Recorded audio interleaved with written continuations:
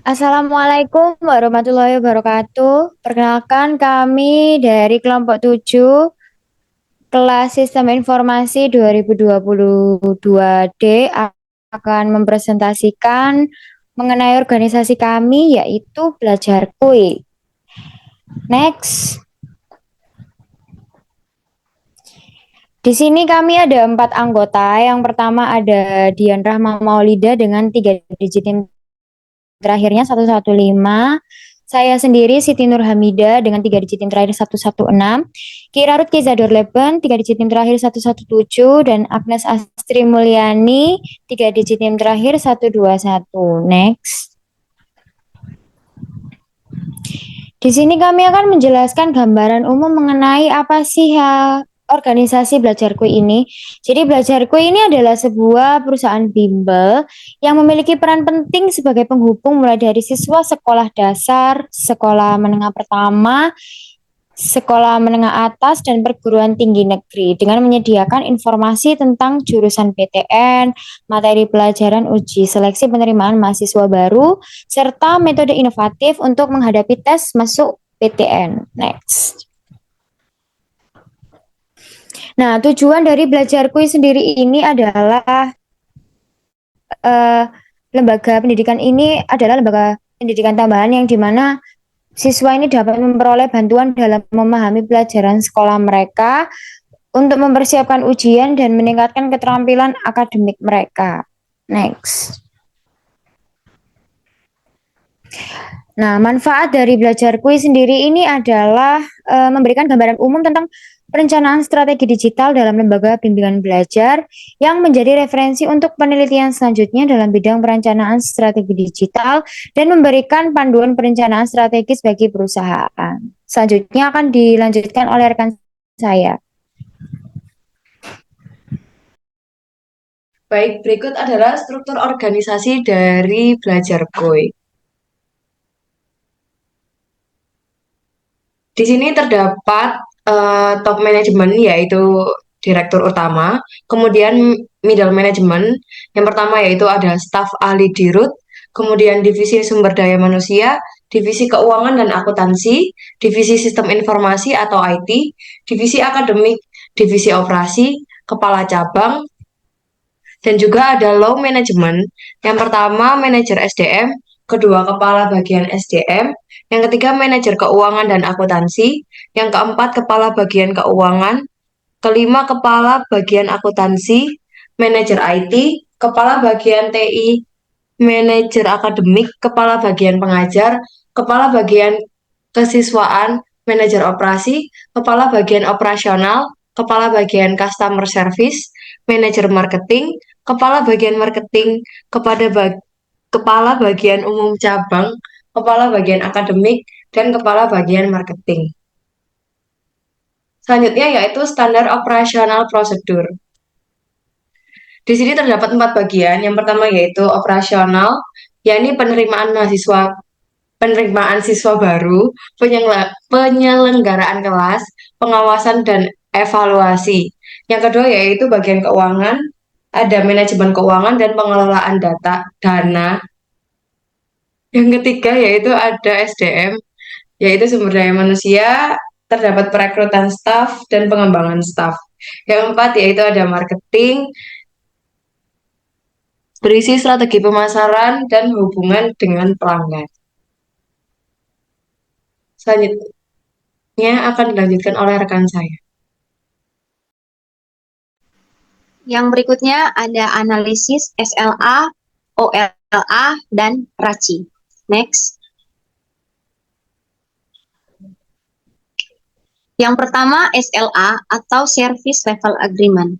Di sini terdiri dari deskripsi layanan. Yang pertama, durasi setiap les adalah 60 menit. Jumlah pertemuan dalam 1 bulan adalah 8 kali. Yang kedua, standar kinerja. Di standar kinerja ada kehadiran guru selama setiap sesi les adalah 100%. Yang kedua, waktu respon untuk pertanyaan siswa di platform online adalah maksimal 24 jam. Yang ketiga, ketersediaan layanan. Pada ketersediaan layanan, ada jam kerja tempat les adalah Senin sampai Jumat dari pukul 8 hingga 20.00. Yang kedua, ada waktu respon untuk pertanyaan siswa adalah maksimal 24 jam. Next. Yang keempat, ada pelaporan dan pelacakan layanan. Di sini ada laporan kemajuan akan diberikan kepada orang tua setiap akhir bulan. Yang kelima, ada kompensasi. Pengembalian uang akan diberikan jika standar kinerja tidak terpenuhi dalam waktu yang telah ditentukan. Yang keenam, kebijakan pembatalan.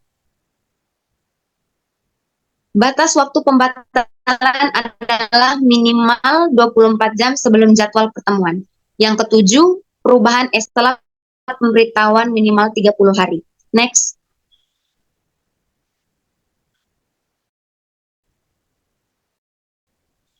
Yang berikut ada OLA atau Office Level Agreement. Tujuannya yang pertama, mendefinisikan tugas dan tanggung jawab. Yang kedua, menyusun prosedur operasional yang jelas. Yang ketiga, memastikan koordinasi yang baik. Yang keempat, mengukur dan memonitor kinerja operasional. Next.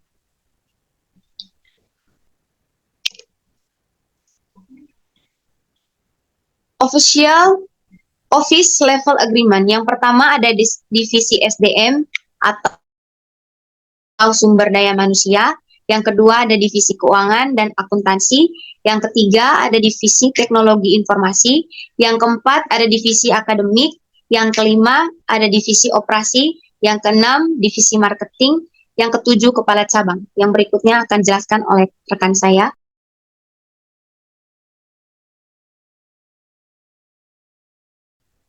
Berikut adalah tabel Raji. Mari kita dengarkan untuk penjelasan dari Raji. Raji adalah singkatan yang menggambarkan 4 peran utama dalam manajemen tugas atau proyek. R atau yang bertanggung jawab adalah orang yang menjalankan tugas. A atau yang bertanggung jawab adalah individu yang memiliki tingkat tertinggi tanggung jawab atas hasil akhir. Untuk C-nya atau yang dikonsultasikan adalah mereka yang memberikan masukan. Dan I atau yang diberitahu adalah individu yang perlu diberi informasi tentang pengembangan. Dengan memahami peran Raji ini, tim dapat bekerja lebih efisien dan menghindari kebingungan terkait tanggung jawab dan keterlibatan dalam pelaksanaan tugas atau proyek. Mari kita lihat untuk tabel Rajinya. Next.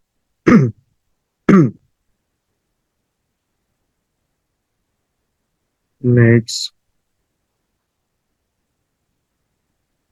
Berikut adalah masih tabel Rajinya. Next. Berikut adalah tabel dari BPMN Belajar Kuy. Bentar. Untuk penjelasannya, ya ini proses belajar online di platform ini diawali dengan proses pendaftaran. Setelah mendaftar, pengguna dapat membeli kelas yang ingin diikuti. Kelas-kelas yang tersedia di platform ini mencukupi berbagai macam mata pelajaran, mulai dari mata pelajaran umum hingga mata pelajaran kejuruan. Setelah memilih kelas, pengguna dapat memulai mengikuti kelas tersebut. Kelas-kelas di platform ini disampaikan dalam bentuk video pembelajaran. Video pembelajaran ini direkam oleh tutor yang kompeten di bidangnya. Selain video pembelajaran, pengguna juga dapat mengakses berbagai sumber belajar lainnya, seperti modul, latihan soal, dan diskusi forum. Model berisi materi pembelajaran yang dikemas dalam bentuk teks. Latihan soal juga dapat digunakan untuk mengukur pemahaman pengguna terhadap materi pembelajaran. Diskusi forum dapat digunakan untuk berdiskusi dengan pengguna lain atau dengan tutor. Proses belajar online di platform ini diakhiri dengan proses evaluasi. Evaluasi dapat berupa tes tertulis, tugas, atau proyek. Tes tertulis digunakan untuk mengukur pemahaman pengguna terhadap materi pembelajaran secara keseluruhan. Tugas digunakan untuk mengukur kemampuan pengguna dalam menerapkan materi pembelajaran. Proyek digunakan untuk mengukur kemampuan pengguna dalam menyelesaikan masalah secara nyata. Berikut adalah penjelasan lebih rinci dari setiap langkah-langkah dalam proses pembelajaran online di platform Belajar Kui pendaftaran. Yang pertama yaitu pendaftaran. Pada langkah ini, pengguna perlu mengisi formulir pendaftaran yang tersedia di website atau aplikasi platform Belajar Kui. Formulir pendaftaran tersebut berisi informasi pribadi pengguna, seperti nama, alamat, dan nomor telepon. Pemilihan kelas, itu yang kedua. Setelah mendaftar, memilih kelas yang ingin diikuti. Kelas-kelas yang tersedia di platform ini dapat dicari berdasarkan mata pelajaran, jenjang pendidikan, atau lokasi. Yang ketiga yaitu proses belajar. Pada langkah ini, pengguna dapat mulai mengikuti kelas yang telah dipilih. Kelas-kelas di platform ini disampaikan dalam bentuk video pembelajaran. Video pembelajaran direkam oleh tutor yang berkompeten di bidangnya.